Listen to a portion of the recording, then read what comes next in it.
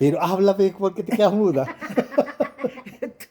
Tú tienes que preguntar, pues. No, yo tengo que preguntarte. Madre, una pregunta concreta y concisa.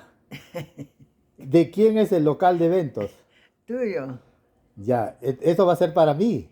Es para ti, para todos, pues.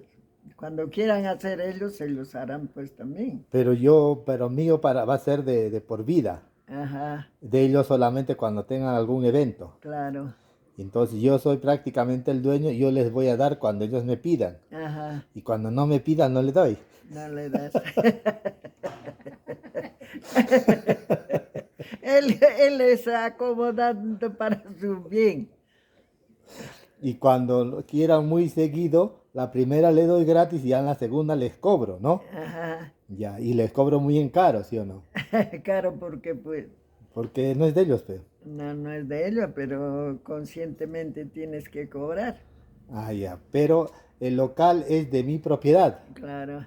Ah, muy bien dicho. Esto queda como evidencia para todos los hermanos Guardia Rosas. Mi mamá acaba de declarar en su sano juicio de salud mental perfecta.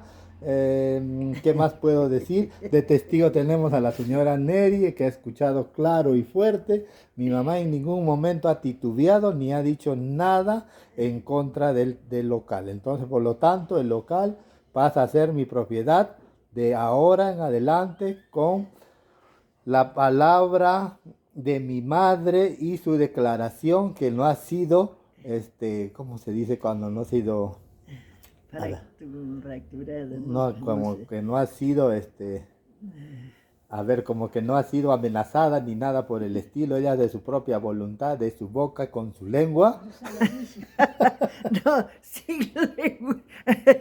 Sin lengua, no. ha dicho que el local me pertenece y cuando ustedes necesiten les voy a dar, pero si necesitan muy seguido ya les voy a cobrar.